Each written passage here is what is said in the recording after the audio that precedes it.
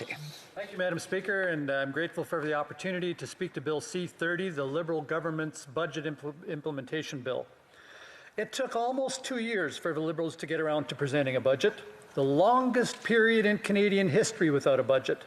For decades, there had never been a gap of more than 2 years between budgets until this current Liberal government.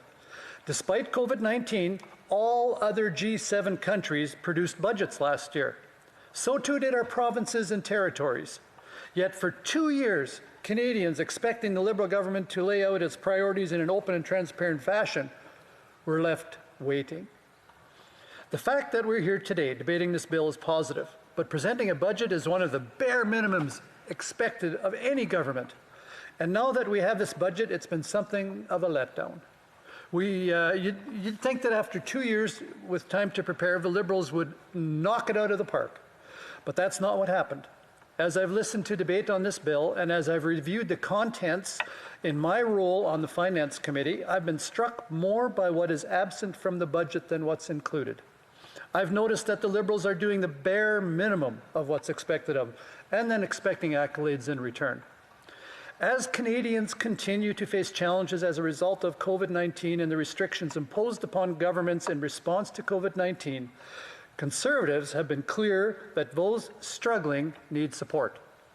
When the government forces you to close down your business or prevents your customers from shopping at your store, the government has a duty to support you through that situation. When the government forces you to stay home and prevents you from earning an income, the government has a duty to support you through that situation. I think everyone in this House gets that, and I think they all support it. Measures to that effect included in Bill C-30 are important, but they're the bare minimum the government can do for Canadians during this time. A serious budget would do something more. It would include a roadmap to help Canadians move beyond this endless cycle of restrictions and lockdowns. It would include a data-driven plan to safely reopen the economy. As we've heard time and time again from witnesses at the Finance Committee, a plan would help many small businesses, many hard-hit industries looking for some certainty to help them plan for the future. Workers employed in sectors like tourism and hospitality, the aviation industry, or our border communities depend on cross-border travel. They deserve to know when their lives will return to normal. As Canadian families struggle to recover from a tough year, Budget 2021 offers little encouragement. Instead, the Liberals are asking Canadians to accept the bare minimum. Besides a safe plan for reopening, this budget was a missed opportunity to address the need to support Canada's economic recovery and growth. After living with COVID-19 in Canada for more than a year, how can this government still be spinning its tires? Upon reviewing this budget, many economists have lamented the troubling reality that this budget is more about short-term benefit than positioning our economy for long-term success.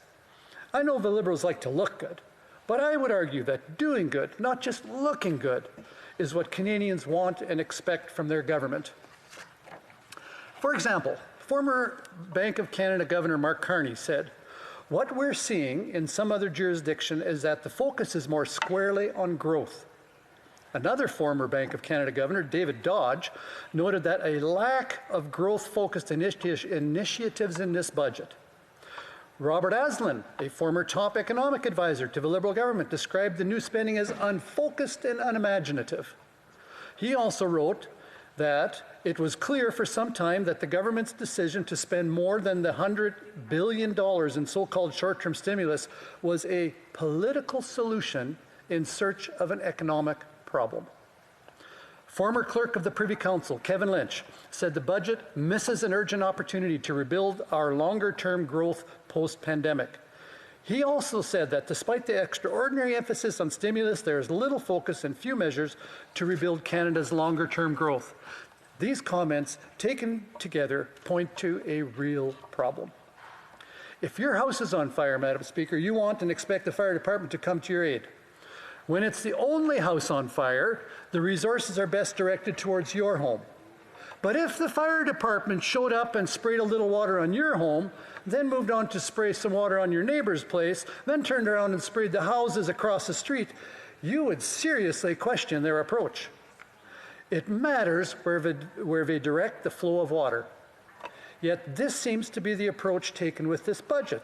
There's no focus, no intentionality in terms of directing resources where they're actually required so that Canada can move beyond the economic harms inflicted throughout COVID and thrive once again. Without doing the hard work of determining where federal tax dollars can be most impactful, the Liberals are asking Canadians to accept their bare minimum effort. As Canada continues to grapple with COVID-19, one of the most important tasks of this government was to provide increased, sustainable funding to the provinces for the provision of health care. This request was made by the provinces, supported by organizations like the Canadian Medical Association, and as the CMA stated, as provinces and territories continue to struggle with the ever-increasing cost of providing care, the federal government must follow through on its own promise to work with premiers on revisiting the Canada Health Transfer. Without this collaboration, our healthcare system, which has been put through the ultimate stress test, will struggle to recover." End quote. Perhaps now more than ever, Canadians recognize the importance of ensuring our healthcare system is sustainable. Unfortunately, this Liberal budget does not. It touches on mental health and long-term care, but doesn't take the biggest and strongest step in the right direction by responding to the requests made by the province. Again, it does the bare minimum. Another big concern is that the Liberals' continued avoidance of implementing a meaningful fiscal anchor to guide levels of public spending.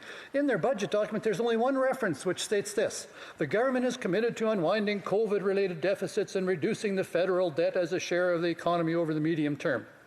This is extremely vague. This is not a fiscal answer, it's aspirational. At best, it's a wish list. There's not a hard stop to be found in the budget, no specific benchmarks that have been clearly established as fiscal anchors. At best, we could call them perhaps a guardrail. As economist Jack Mintz has written, this is pretty weak fiscal anchor. It perpetuates deficit financing forever. It's easily violated every time the economy slips into recession, such as our recent one.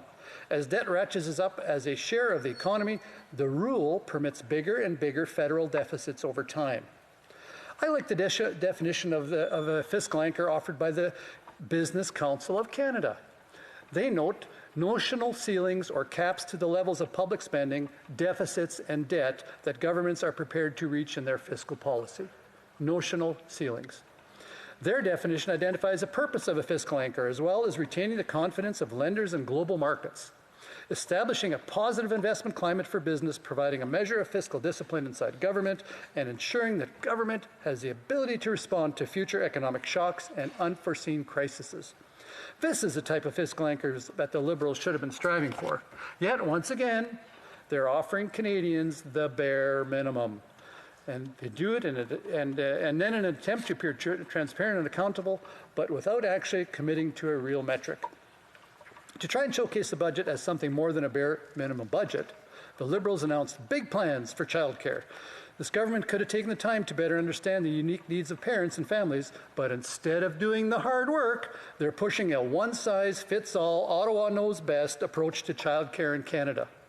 The Association of Daycare Operators in Ontario has highlighted the consequences of this proposal: uncertainty for families, limited access, job losses at existing daycares, and the closure of many woman-owned small businesses. As Andrea Hannon told the Finance Committee, we shouldn't have systems that require families to mold to the system. The system should evolve to allow families to be in the driver's seat. The committee also heard from Andrea Mrozek, a mother and child care researcher. When I asked her about the Liberal child care plan, this is what she said: it's not an equitable way of helping families to address their child care needs in many diverse ways. By pursuing a plan that perhaps is good for press for the Liberal government, it leaves many Canadians behind Liberals. Again, yet having shown that this budget is only about doing the bare minimum. Canadian families need more than the bare minimum. They need a budget that helps those struggling through COVID-19 today and sets them up to succeed tomorrow. They need a budget that doesn't just spend for the sake of spending, but rather makes targeted investments that will generate tangible results for all Canadians. They need a budget that sets real goals for ensuring Canada's long-term fiscal sustainability, a budget that supports families in making best choices for themselves. Sadly, Madam Speaker, This bare minimum budget doesn't cut it. Thank you.